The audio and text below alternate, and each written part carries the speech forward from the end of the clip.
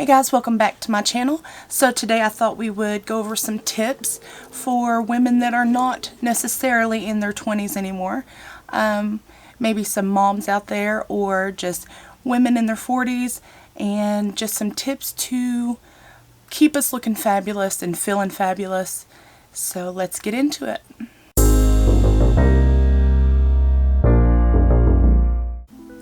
First, let me just say there is absolutely no rules when it comes to makeup.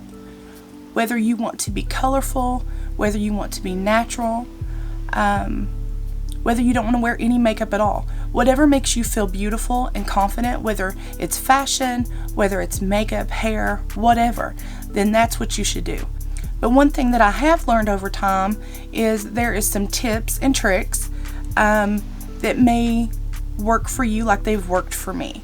So we're just going to start right now and going through those tips. And if you don't mind, go ahead and hit that subscribe button down below and leave a comment if there's anything that you want to see, any kind of looks, any tips that you need. Just reach out to me and I will get back to you, and let's get into it. The first tip that I want to start off with is your skin. Whenever I was younger, probably in my 20s, I had very normal skin, not too oily, not too dry. I could really wear about any foundation out there. And then when I got into my late 30s and then into 40, I don't know if it was my hormones or exactly what happened, but my skin changed completely. A foundation that I had been wearing for 15 years, I could no longer wear. And every foundation that I bought after that, nothing was looking good on my skin. And so I spent all this money trying to find the right foundation. But it wasn't the foundation, it was my skin. All of a sudden I was getting oily through my T-zone, around my nose. Nothing would stay on my nose. And the biggest mistake that I made was thinking, oh, I can't moisturize my face. I can't put much moisture on my face because that's going to make me more oily. That was an absolute lie and not the truth. Whenever you are oily, and then if you don't moisturize your skin, if you don't add some moisture back in, your skin is going to overproduce the oil, so it's going to get even oilier. That is not what we want. So every time that you wash your face, clean your skin, make sure you add some moisture back in.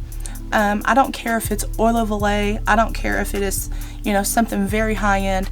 Just make sure that you use a water-based moisturizer if you have oily skin. You don't want to put something on your skin that's going to make it even more oily. So I have found that water-based moisturizers work best for me. Another thing that happened was, my skin had changed. I thought I had to use matte everything. Matte primer, matte setting spray, matte foundation. That didn't work for me either. Tip number 2, after I learned how to properly moisturize my skin and add all that moisture back in there that was missing, I always thought that primers was a scam, that it was a gimmick to get us to spend more money. Every primer that I used, nothing worked. And then I found the silk canvas from Tatcha, and I'll throw a picture up right here. It changed my life. So once my hormones started changing, once I was starting to have oily skin here and dry skin there, foundations just did not look good on my skin. So when I started using this type of primer, it's like a putty primer, and so it lessens the look of your pores. It keeps things on your skin. I really have to wash my face to get my makeup off. It is, when it's set, it's set. You can set it and forget it because that primer is awesome. And I do think that they have a primer from Wet n Wild that's also like a putty primer that works just as well, I do believe. I've not tried it, but I've heard really good things. Step number 3, foundation. So over the years, my preference for foundation has changed. Whenever I was in my 20s, like I said, I was using, I was using the Estee Lauder Double Wear Maximum Coverage because I have you know, pigmentation issues, dark spot issues. And so I wanted to camouflage everything. I wanted it to be completely almost like a mask that I was wearing, but it was so heavy. And any little mess up on the face, a little sweat or, you know, whatever, and it rubbed off any makeup, you would look insane, because here you have this such paint coverage. You know, anything that took away from that just made it look even more crazy. But another thing that I've learned is that the older that you get, your skin does start to lose moisture, lose that plumpness that you know, had in your teens and 20s. So we moisturize, we use a good primer, but then don't be afraid to use it doesn't have to be a shiny foundation, but you want to use something illuminating, or something that just makes your skin feel plump. One of the foundations that I have loved out of all of the foundations that I've bought is this L'Oreal Infallible 24-Hour Fresh Wear, because it sets down, it's almost like a dewy matte. It's like a combination. So it's not too dry, but it's not too oily, and it sets down nice. But I think a good foundation, another one is the Too Faced foundation. Beautiful. MAC has great foundations. So you can get great foundations at the drugstore, at Walmart, at CVS, and you can also get them at Sephora and Ulta. You just kind of have to find out what looks good on you and what makes you feel beautiful. But you want something that is not too drying. Dryness causes cracking, flakiness. None of that makes us look beautiful. None of that makes us feel beautiful. So I think it's a good idea to keep our foundation plump and juicy and dewy. Also, another tip when it comes to foundation is do not pack it on very heavy from the beginning. Start with a thin layer all over the skin. Let that set down just a bit, and then go back with your beauty blender or with your makeup brush and only add coverage to the places that's needed, and then blend that out into the other parts of the face. You do not have to put layers and layers of foundation to have a beautiful skin. So my tip is to do one thin layer all over and then add only where you need a little extra coverage. Another tip for flawless skin is you can also use, I know you see a lot of times people are putting their concealer over their foundation, but you can also get a concealer that is the same tone as your foundation and put that on first, blend it over some problem areas, and that way when you lay down your foundation, you don't see those trouble areas so easy. So that's another tip. Put your foundation on over your concealer in those troubled areas. Now, if you're using concealer for brightening up the skin, you always want to go a shade or two lighter than your foundation. You can put that under your eyes, in the center of your forehead, under your nose, on your nose, your chin, just those areas that catch light and you want those to look brighter. So what I suggest with someone who has a little bit more mature skin is using a concealer like the Maybelline Age Rewind. This is a great one because it has great coverage. It allows you time to blend it out. It doesn't dry down too fast, and it doesn't sink into fine lines and over exaggerate your lines. So I think that is a great concealer. Okay, so our next tip is powder. It doesn't matter which powder you choose. The older that you get and the more fine lines or wrinkles that you have, you don't want to pack on the powder. Unless you're doing some kind of stage work, you know, that you are not being seen up close, or maybe at night going out to a dark club or a dark restaurant, then you may be able to, you know, add a little bit more powder, but you do not have to bake under your eyes with this big amount of powder. I suggest using a damp sponge, getting your powder after you put on your concealer, and start powdering where you've laid down that concealer, and then on the places where you need to blend your blush and contour or bronzer, but you don't want to pack it on. The more that you pack on your face, the more cakey you're going to look. The older you're going to look, the more the foundation is probably going to break down as you sweat and go out throughout your day. So I think a little bit of powder goes a long way, and using a damp sponge to press it into the skin is a lifesaver. So instead of just using big puffs or big brushes and just piling on the powder, only put it where you need it. Leave some of your skin looking dewy, and just press it into the skin. This way it's really going to melt in. It's going to look like skin instead of looking like you have cake face. My next tip is about contour and blush. Sometimes you can be too heavy-handed with your blush and your contour and your bronzer. You don't have to do that. You're wanting to just warm up the face, make it look like you got a little hot, a little flush to the skin. You don't want to look like you have streaks down your face. My tip is to add a little bronzer, and just, sweep it up towards your cheekbones, around the perimeter of your face, and then if you need a little bit more definition, then go in with a bronzer, but just in the dip of your cheekbone, right under your cheekbone. Don't bring it down too low. You don't want to look like you have dark streaks painted on your face.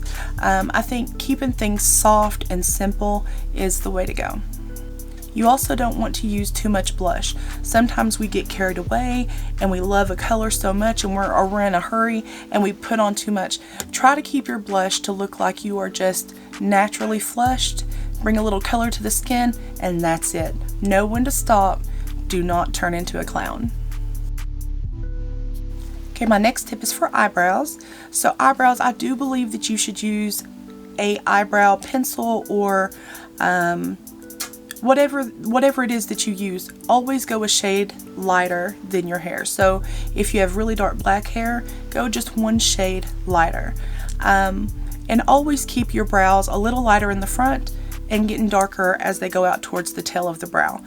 I believe softer is better. You can always have a very sharp brow, but you don't want it to look like you painted it on with a Sharpie or black paint. Try to keep it soft and feathery, and just fill in the places that need a little extra help, but don't go overboard. These are there to frame your eyes and to bring light to your eyes, or to bring attention to your eyes. So you don't want all the attention to be on the brow and you lose the eyes. Okay, so my next tip is for eyeshadow. I believe that anyone can wear any color. It just depends on how you put it on, the placement of the color, and what you're going for. So this is a very bold blue color. I have on a very bright blue, a light blue, a navy, and even some black. But my first tip is, if you're going for a smoky look, no matter if it's colorful or natural, one of the things that I've found is that if you keep the dark on the outer edges of your eyes and really kind of pull it up, but don't pull the very darkest color all the way into the corner, that really keeps your eyes open, makes you look fresh and awake. You don't want to put too much dark in here and it weigh down your eyes. So keep the dark on the outer part of your eye to the middle. Don't drag it all the way in. And the same thing goes for your eyeliner. So you can go ahead and wing out your eyeliner, like I've done this little baby wing here, and you can pull it in, but don't pull it all the way into the center of your eye.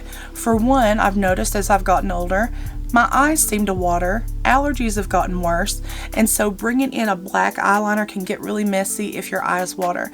So just try to bring it in and let it fade out the closer that you get in, but do not pull it all the way in. You also don't want to put eyeliner underneath the eyes, black out the waterline, black out underneath. It just becomes a little too harsh. So maybe bring some of the color of eyeshadow that you were wearing up top down to the bottom.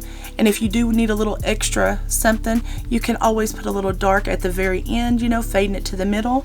And you can wear a little dark on the waterline, but I think that's more of a nighttime, sultry look.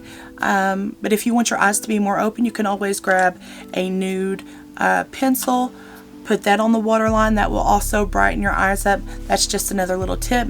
But I think looking awake, looking alert, fresh, whether you have a heavy eye makeup look or not, is not what matters. Looking fresh and awake and alert, that's what keeps us looking younger, feeling younger and fresher. As we get older, I think it's better to go with a shimmer on the eyelid, something that's more finely milled, something that is more, gives us more of a glossy shimmer look on our eyelid instead of going with a very clumpy, glittery, heavy look. So try to stay away from the more clumpy eyeshadow. Go with something more smooth and something that complements your eyes. And don't forget to always add a little bit of a lighter color in the corner of your eye. This will also make your eyes look more bright, make you look more awake. Just bring a little extra pop to your eyeshadow. Next, we're going to talk about lips. My tip for lips, it's hard to say, is use a lip liner if you like, if you need a little bit of extra definition to the lips, but do not leave a very dark line around your lips with something lighter in the middle. Try to blend that line out as much as possible so it looks like your lips but better. I think lip glosses are always a plus, even if it's just a clear or a more nude lip gloss. I feel like sometimes with all of these matte lipsticks that stay on all day, they are so drying on the lips. They show off every little crack, every little crevice, and then when you go to add lip gloss on top, it breaks down that matte lipstick and it gets clumpy and weird. So I think it's always best to go with something more moisturizing and something complementary to your lips. So a lip gloss or a little bit of you can also put on a lip stain because it's very light, and then put a gloss over that. That works well. Try to keep your lips looking young, juicy, and plump, and stay away from the dry, cracky lips. Another tip is if you do a really bold eye, something like this, maybe keep your lips more on the neutral side, not a real bright red or orange or mauve or whatever. If you go more, light on the eyes, you can always go more bold on the lip. But try to pick one or the other. It's like when in fashion. Most of the time you want to either show some cleavage or show a little leg. You don't want to do both because it's overkill. The same thing with your makeup. So honestly, you can do whatever makes you happy. These are just tips that work for me, but I'm just saying if you do a really bold eye, then keep the lips a more neutral color, just maybe a little shimmer, a little gloss, a little natural color. I think that will complement you and not make you look too overdone. That's just my tips. Okay, so this is a tip that worked for me, and this is coming to the end about setting spray. So remember I was telling you how I used to keep everything matte primer, matte foundation, matte setting spray. I looked like a dried biscuit. I mean, just flaky and crusty. So what I have learned to do, and what works for me, and I hope this works for you too, so after you have all of your foundation on, your powders, your eyeshadows, and everything, the very last step is always to set your makeup. What is working for me so wonderfully, I go in with these two setting sprays, and this is working so well for me. First, I go in with Milani Make It Last. It looks like this right here. This will set your face. Your makeup will not move for hours. A whole work day, this will keep it in place. And it's refreshing too. But first I do a layer of Make It Last, fan my face, really let that dry and set in, and then I go in with the Milani Make It Dewy. This gives me a little bit of moisture to my face, a little sheen to my face. I don't look so dry, but I still have the Make It Last working underneath, keeping my makeup in place. Dry that, put this on top. It was a game changer. So these are just some tips that I wanted to share with you. I've learned a lot of things over the years that works for me as my skin changes, as I change. So if you have any questions, or if you want to know anything, or if you want me to teach you anything, please leave a comment down below and give me a like up above. And if you don't care, subscribe to my channel so you don't miss out on anything that I post. But I hope that you guys see the beauty in yourself and each other. And until the next time, take care. Bye.